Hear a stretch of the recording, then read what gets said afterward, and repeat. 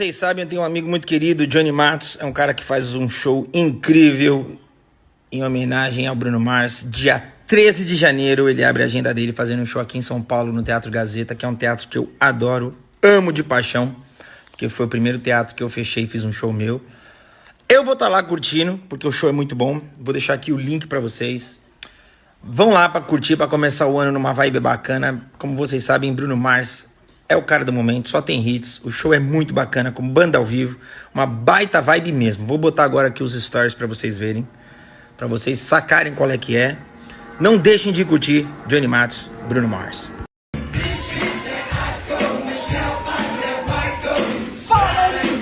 Eu sou Johnny Matos e estou feliz demais de anunciar que no dia 13 de janeiro, a partir das 20 horas, no Teatro Gazeta, acontecerá a maior homenagem a Bruno Mars da América Latina. Um show incrível, completo, com banda ao vivo, bailarinos, figurinos, efeitos especiais e os maiores sucessos do maior artista da atualidade.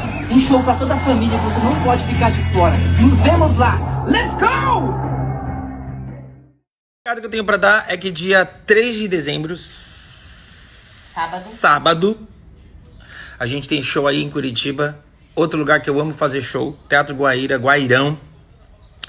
Acabei de entrar, estamos nos últimos ingressos. Então, se você é de Curitiba, conhece alguém de Curitiba, manda esse story pra ele. Ou se você não é de Curitiba, mas é de perto, que dá pra você ir, vai lá. Por quê? Porque o show vai ser paulada, vai ser muito legal. É o último show dessa temporada aqui que o Kevin Dorsey veio fazer com a gente. E, Curitiba é um lugar que eu amo me apresentar. Então tá aqui feito convite para vocês. Entrem aqui nesse link. Ingressos ainda disponíveis. Estamos nos últimos. Vai ser lindo, elegante e charmoso.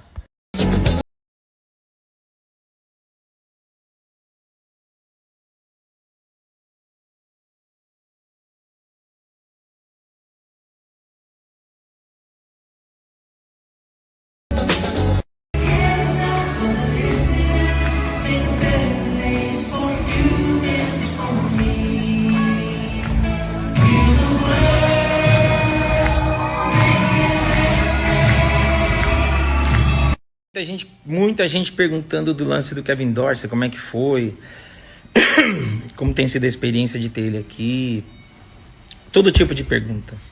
Então, cara, eu vou tentar resumir aqui pra vocês. A gente conheceu o Kevin Dorsey nos Estados Unidos, quando a gente foi fazer show lá. Foi uma experiência incrível. Ali ele já falou coisas incríveis e falou, cara, olha, quero fazer parte, quando puder me chama, tal. Ele é uma pessoa que já tinha dito não algumas vezes, porque primeiro que o cara tem uma agenda absurda. A gente que é fã do Michael, conhece os caras que trabalharam com o Michael, às vezes a gente não... na verdade eu sempre pesquisei, mas muita gente não pesquisa. Então às vezes a pessoa fala, o Lavelle, o Lavelle é o coreógrafo do Michael, bailarino do Michael, ponto, né? E esquece que o cara tem uma vida, uma história. O Lavelle é um cara que, assim, antes de fazer show com o Michael, ele já era bailarino da Diana Ross. Depois dele fazer show com o Michael, assumir a coreografia do Michael, ele coreografou Diana Ross, Janet Jackson, Ricky Martin, a Beyoncé, TLC. Ele é o coreógrafo mais jovem a ganhar um Bob Fosse Awards. Ele é, até hoje, na lista dos coreógrafos, um dos coreógrafos mais premiados. Ele tem 5 VMAs.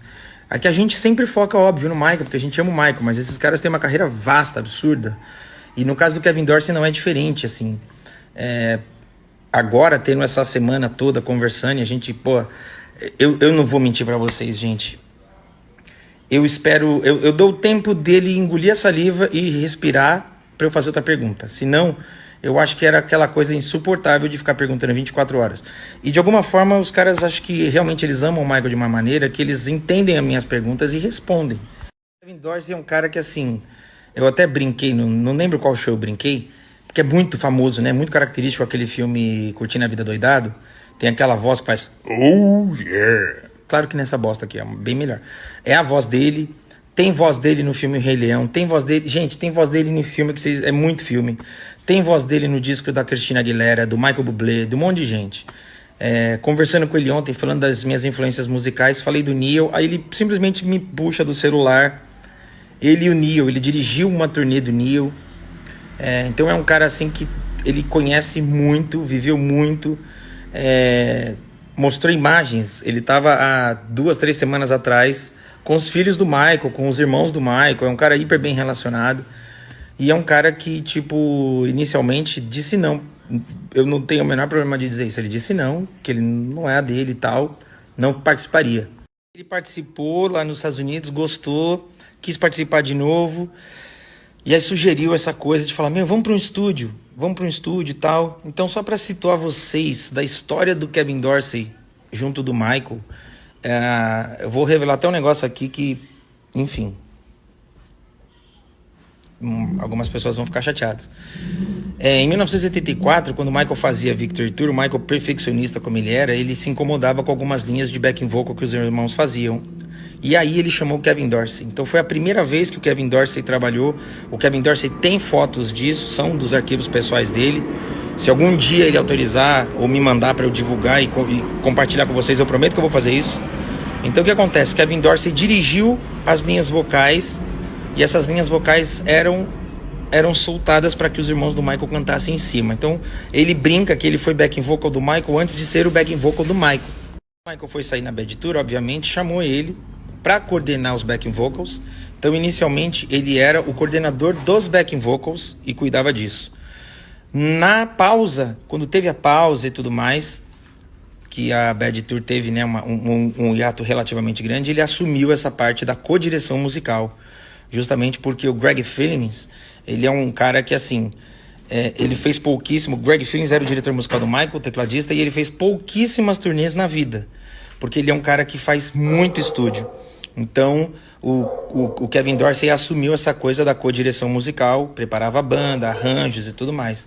Então ele é um cara que sabe muito, não só dos arranjos, porque o arranjo, se você pegar uma boa gravação, se você pegar o CD, você vai ter uma referência.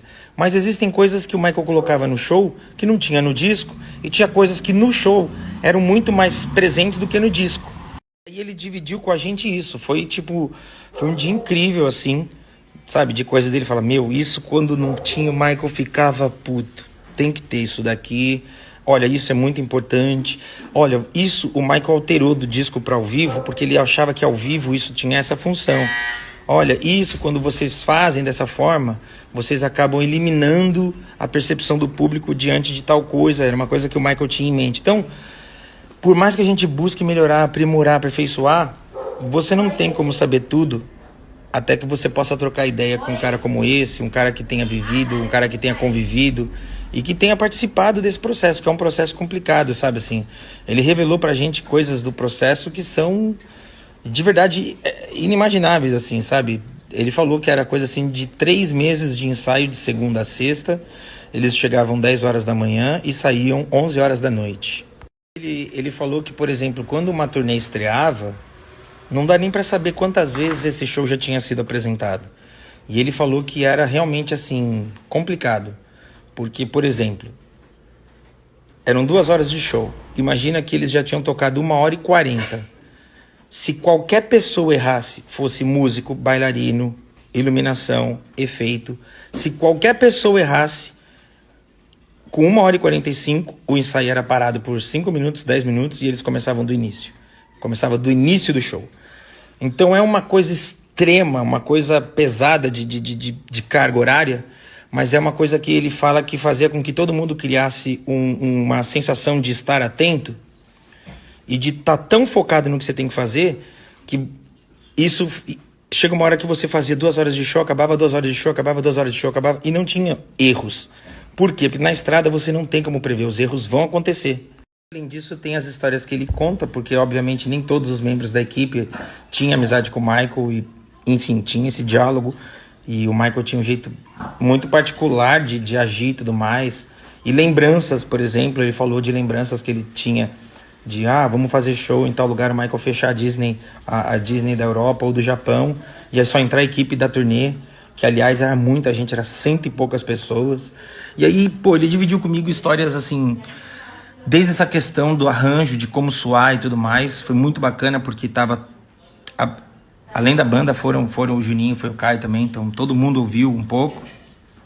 E aí depois ele fica dividindo histórias, assim, sabe, de como era o proceder mesmo da montagem, o cuidado e qual papel vinha antes de cada, quem fazia o que antes de que, e coisas que o Michael fazia no meio da turnê, de chegar e falar, vou mudar tal coisa, vou tirar tal música, coisas desse tipo.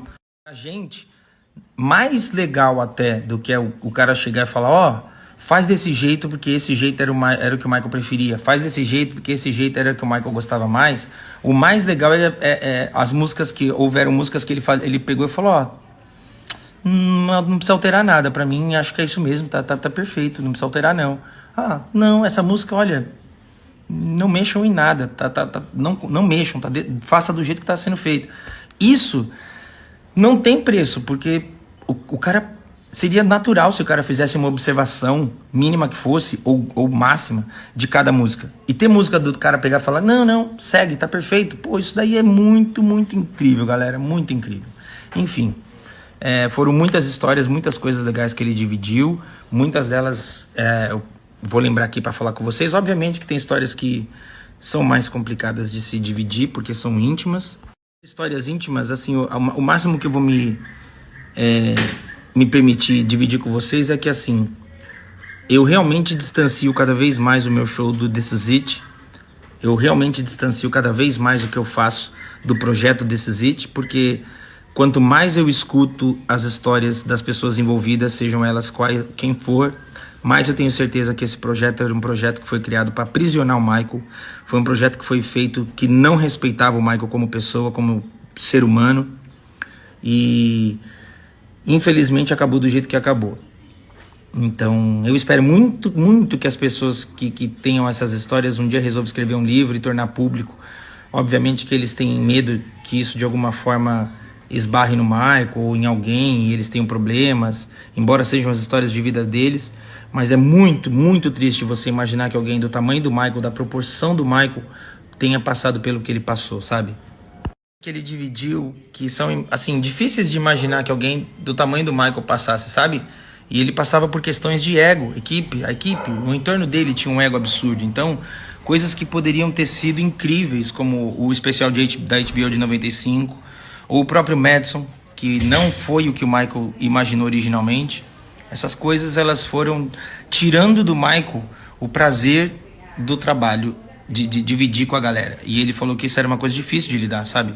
Porque imagina, o cara começou a trabalhar com o Michael lá atrás, viu tudo acontecer, e aí viu... Enfim, são assuntos mais complicados mesmo. De resto, é incrível, cara, a quantidade de coisa que ele divide, a quantidade de aprendizado. Não sei se vocês sabem, alguns shows do Michael que estão no YouTube foram mandados pelo Lavelle e a gente pôde tornar público. E o que eu posso dizer é que talvez, provavelmente, role mais vídeos desse tipo aí pra galera e vai ser legal.